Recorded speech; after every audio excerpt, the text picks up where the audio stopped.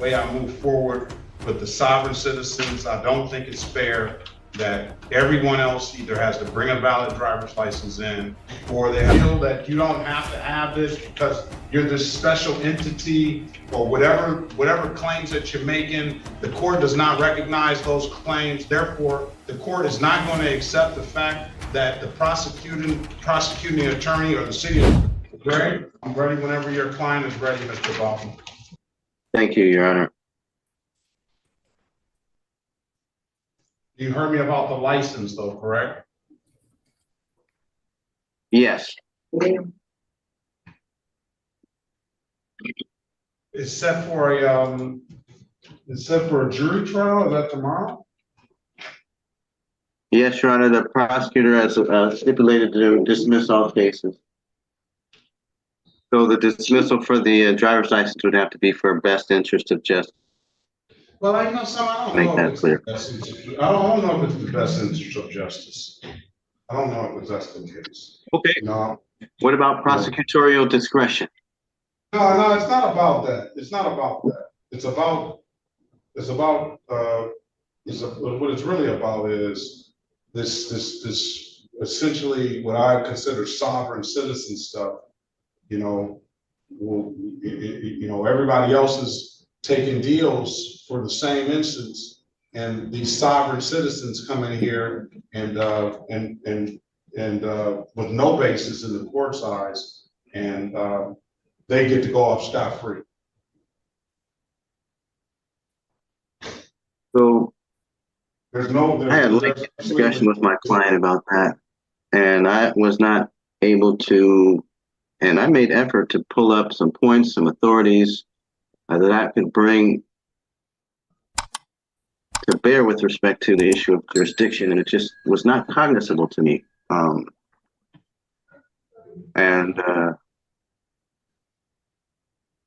having, you're meaning on the court not having I think, but after having discussion with the prosecutor about it, well, she was under an impression that the court had to prove jurisdiction, and I just indicated that the court, it was not necessary for the court to prove anything, but the court would at its discretion accept what it felt had been proven.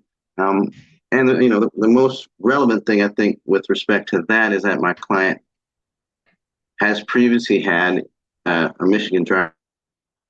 Judge, we didn't go back on the record. I'm sorry to know that that's. No, we're just talking off the record. We're breaking up a little bit. Yeah, I'm glad to have this discussion off the record too, Judge. So, I really don't have a argument as to jurisdiction. I don't think my client was very helpful with respect to that, and she needs to have a revisit to that type of material. I don't know because it's quite clear to me that there is any of the other ones any good, because they're open on, and I'm just going to start treating those cases a little bit differently now. I understand completely your frustration. There's got to be some fairness in it, and I don't see any fairness in that. Well, we all need to be accountable for our behaviors. Ms. Graves, are you there? Can we get started? Yes, I'm here. Okay. This is the city of Detroit versus Destiny Graves. Case number is SP 106-9059, counts 1 and counts 2. SP 172-47881, SP 172-4805, counts 1, 2, and 3. SP 172-48361, appearance for the record, please. Good morning, Harry Bachmann, P55052 on behalf of the defendant. Would you, ma'am, state your name for the record? Yes, my name is Destiny Raven Graves. That's capital D, lowercase ESTINEY dash capital R, lowercase AIVYN, colon, capital G, lowercase RAVES. Judge, this is matter set for final pretrial. We have this for jury trial tomorrow. Having discussed this with the prosecutor, is the agreement of the parties that the instant cases would be dismissed. Now, my client has valid registration and insurance, Your Honor, so we would ask that those matters be dismissed for compliance. The remaining issues, as the court note, is that the defendant does not have a valid driver's license, and I would ask the court to dismiss that case on the basis of prosecutorial discretion. The defendant understands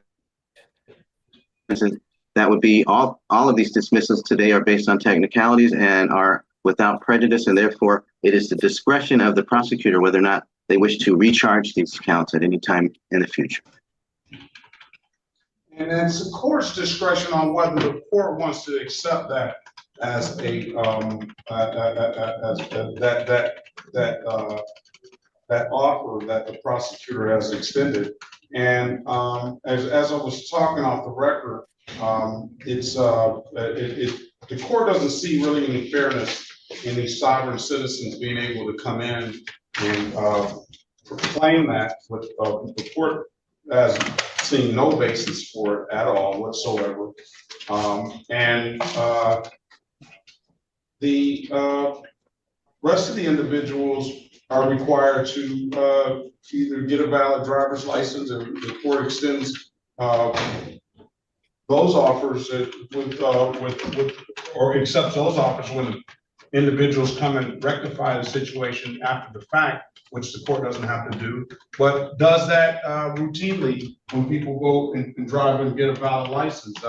So I'm not going to accept the plea of the city attorney at city attorney's office in the because essentially, I don't know, because they don't want to fight the matter or something. It's going to have to go because I don't think it's fair to the rest of the citizens that come in here, and if they don't have a valid license or can't get a valid license, to resolve their matter with some sort of deal, but have Ms. Graves and the rest of the sovereign citizen nation come in here and they get their cases dismissed just because I don't know the reason in particular, but what I would surmise is that they just don't want to deal with it. So I'm not going to accept all. We can Understood, Your Honor.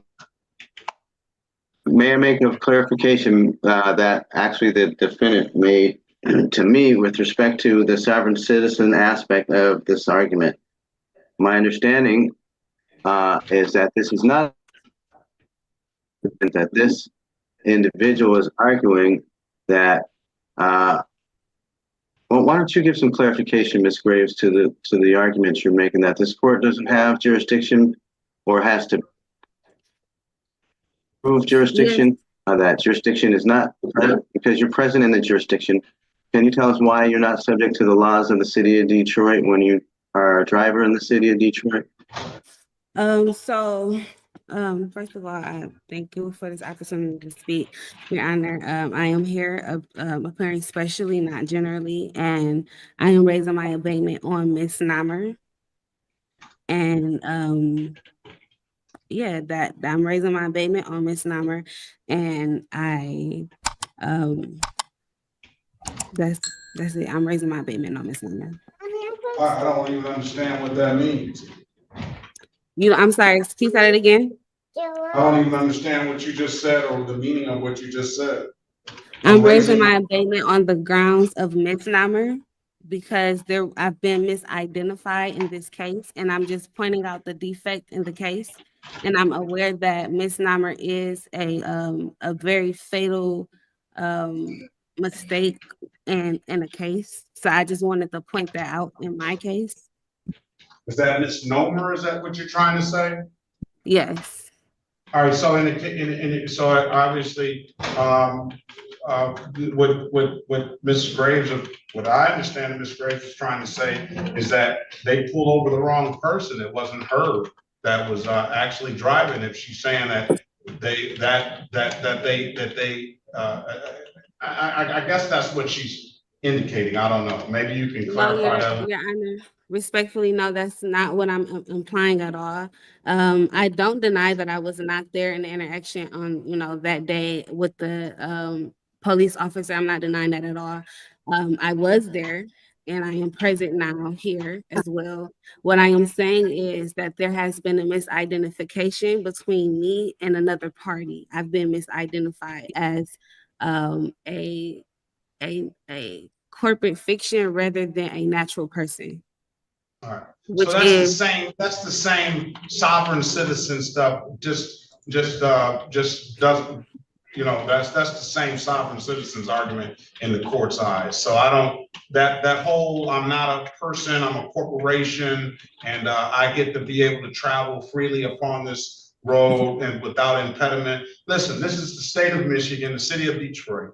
The Constitution and the amendments to the Constitution give the state the authority to force individuals on the road to keep for the safety, health, and welfare of its citizens, to have a minimum requirement for them to be able to drive what they and try for the safety of the individuals on this road. So the fact that you feel, or I'm assuming that you feel that you don't have to have this because you're this special entity or whatever claims that you're making, the court does not recognize those claims. Therefore, the court is not going to accept the fact that the prosecuting attorney, or the city attorney in this case, does not want to go forward with it because they don't pretty much, I guess they don't want to take the time. I'm going to force this case to go either to trial, or I'm going to force this case to go to a plea. You have your absolute right to a trial. You have a jury trial set for tomorrow. What we'll do before the end of the court today, we'll have a sidebar with the city attorney, or you can speak with the city attorney, Mr. Bachmann, and you can go over that and you can relay the court's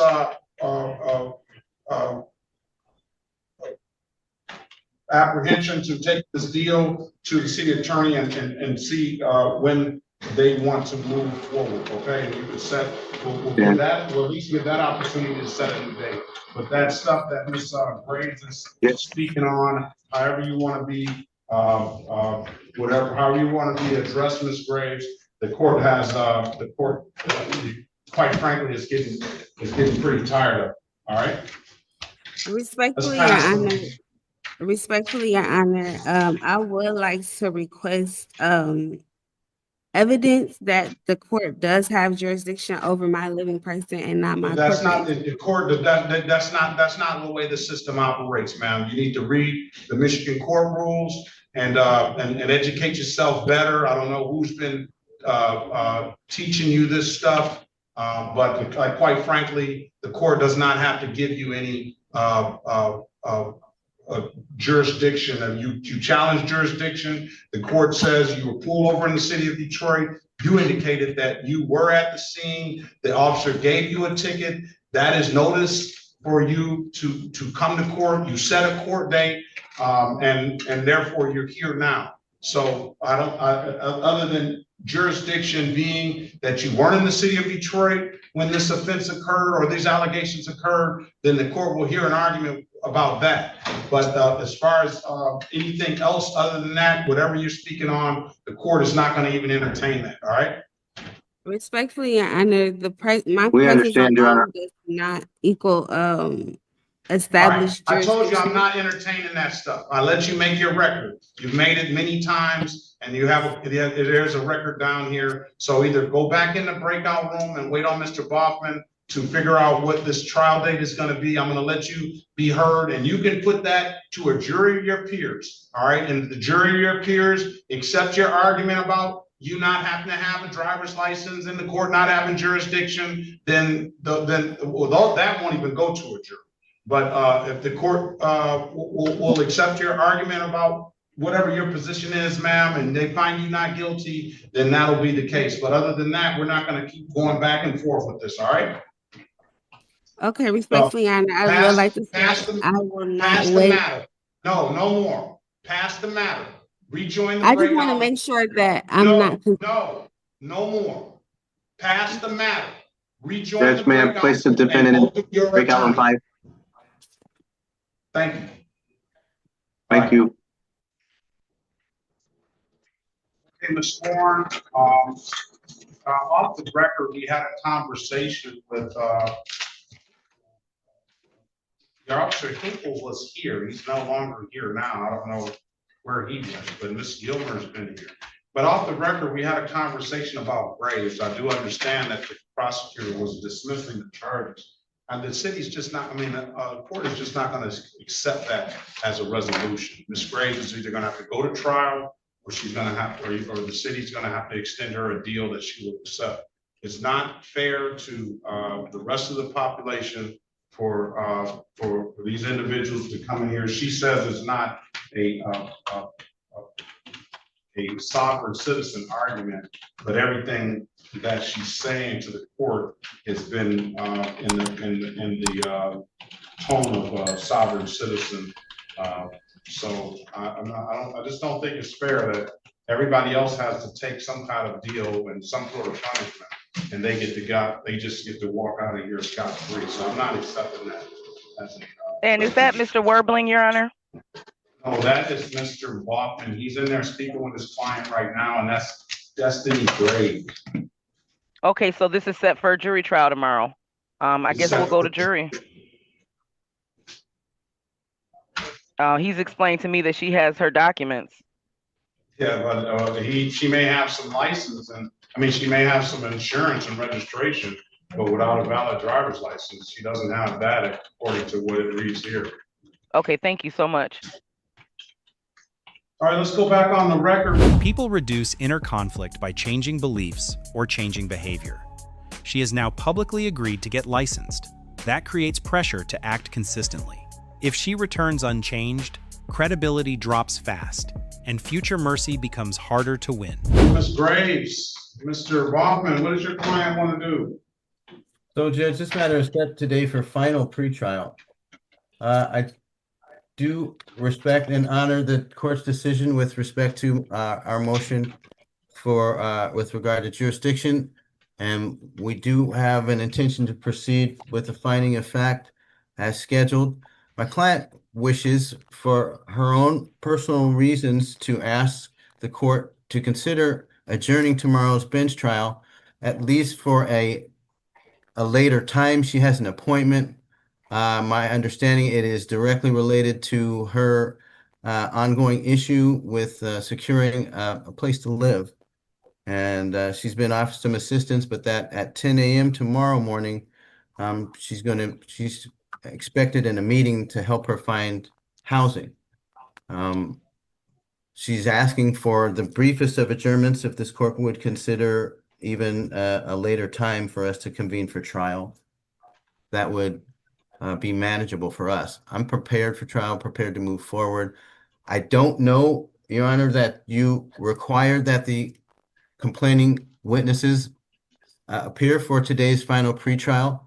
But as a matter of policy, I would ask that you would consider a motion to dismiss for a lack of those complaining witnesses to appear at this final pretrial, as we are on the eve of a jury trial tomorrow. Ms. Horn? Yes, thank you, Your Honor. One thing I did want to clarify to the court is that I was not dismissing based on her arguments. I was moving to dismiss for valid documents, Your Honor. And in lieu of the resources that it will take to go to jury trial, that was a bigger consideration. However, the people are ready to proceed. I did offer until Mr. Bachmann advised that she was struggling with housing, which I think makes her an excellent candidate considering she has a child for possibly street court. So I'm open to whatever's in the interest of justice, Your Honor. Yeah, May I make the record? I understand that you were dismissing for documents, and the issue was not having the valid driver's license. That's where the issue comes up. Go ahead, Mr. Bachmann. So I spoke at length with my client yesterday about, or day before yesterday, about street court and street justice, and about how that would comport to some of her needs. She is currently in a shelter. She has a young son. I think he's 2.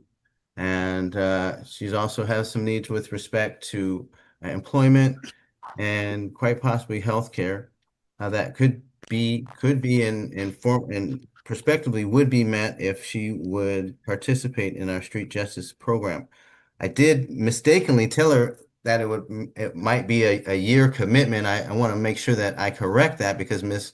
Horn says this is a 90-day turnaround, that the cases and the instant cases would eventually be dismissed once we get Ms. Graves the help that she needs with respect to what we've placed on the record, as well as with respect to getting her driver's license back on track. Then she would be in compliance, Your Honor. I don't know why she doesn't want to accept that. But I'm thinking that this one, first of all, I would love to see Ms. Graves be able to get in the street court program, and I hate to have her out there with no housing and a small child, but I would think that the street court program, there would be at some point some admission to responsibility, and that is the real issue with Ms. Graves. You know, is not one to take responsibility and articulating time and time again. Every time I've seen her, she's articulated the same argument, which the court describes as a sovereign citizen argument. I know Ms. Graves doesn't term it as that, but it gives all the everything she's saying is the same thing that the sovereign citizens come and forward to the court. So I don't know if I can always get Mr. Patel in here, and I will do that if that's necessary. I have no issue with that, but I think moving forward, I think that is going to have to be, you know, she's going to have to change her position or something. I don't know.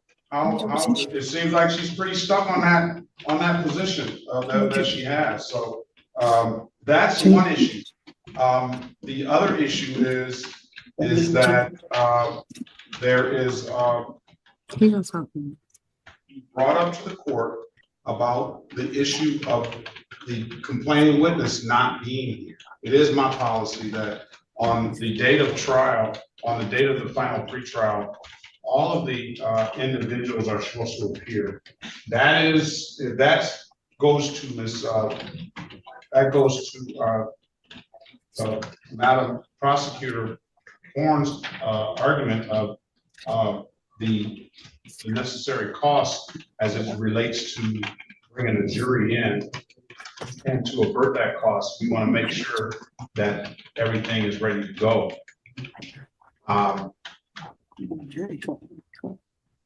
Langowski was not here today.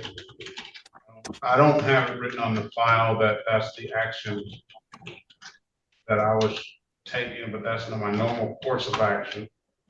He's usually here on, and he usually appears.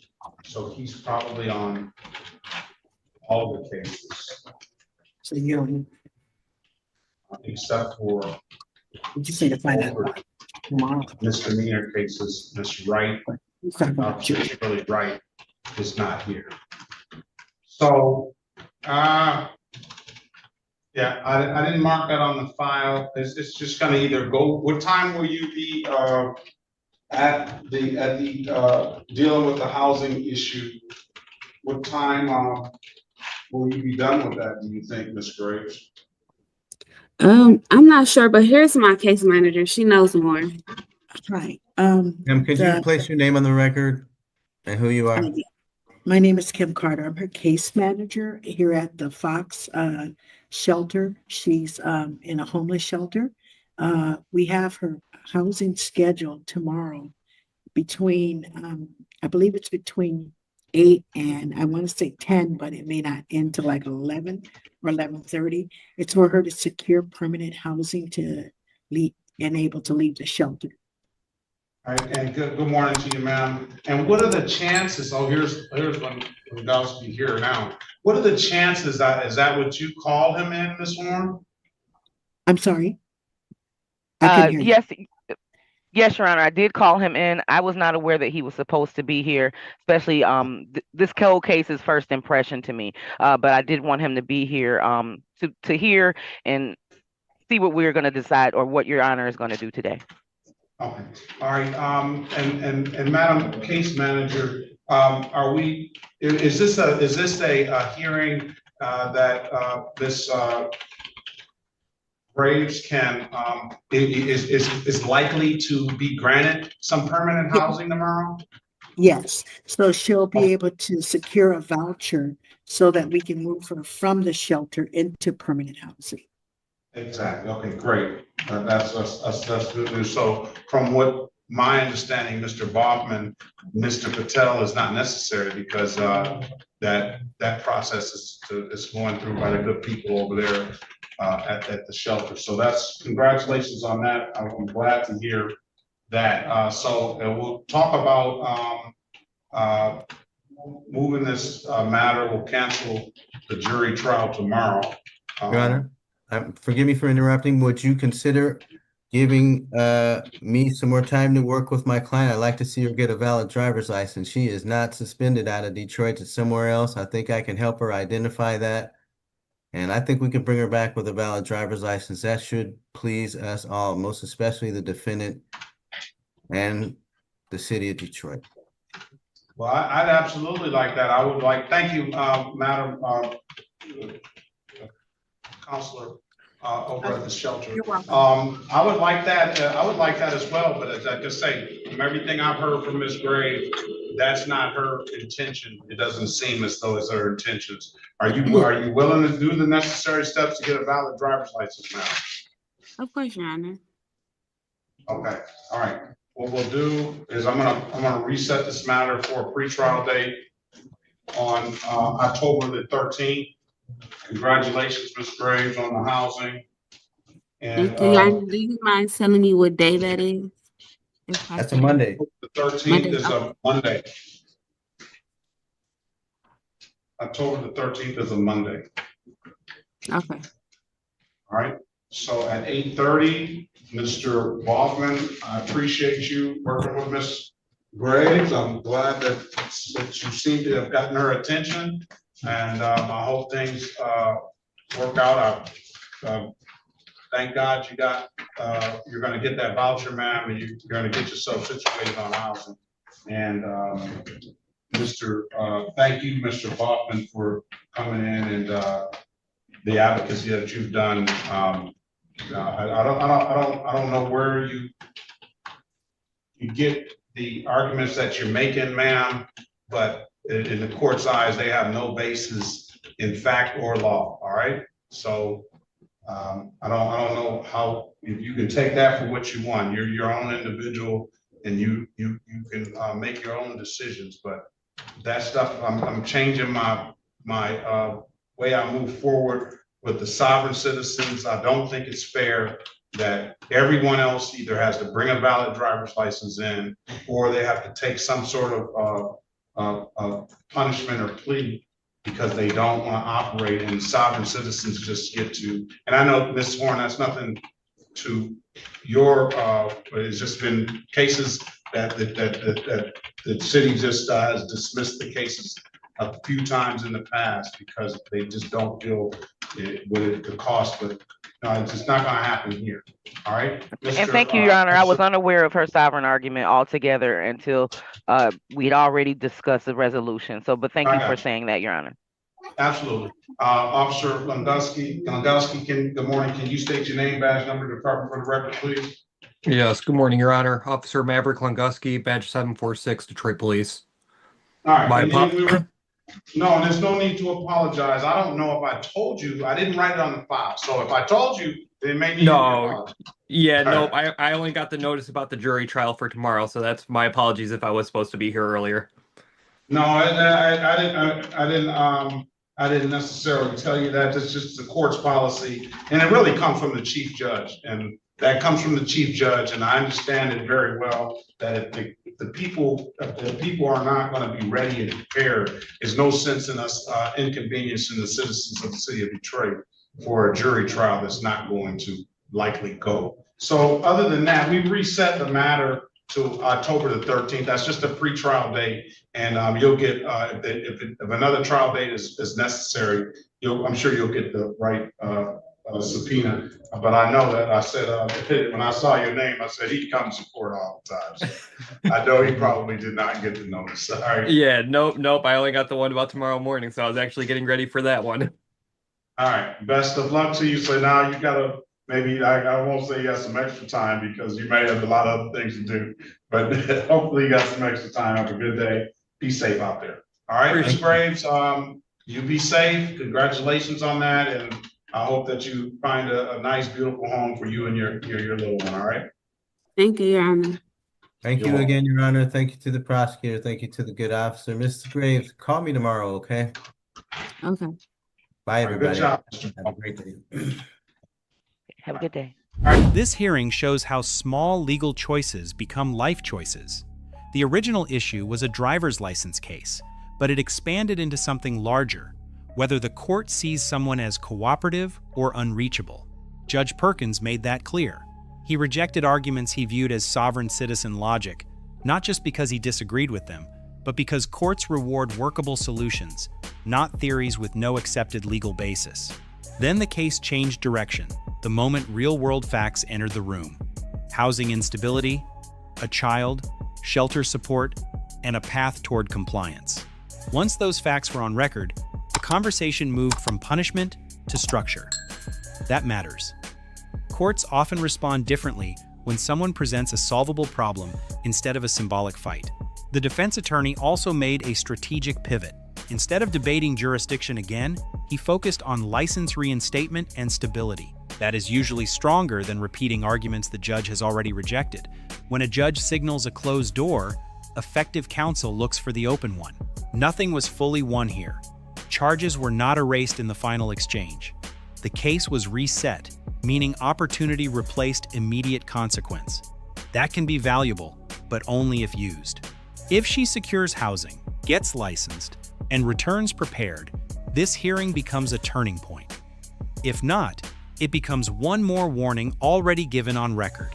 Sometimes the biggest courtroom moment is not the ruling. It is the second chance that quietly comes before it.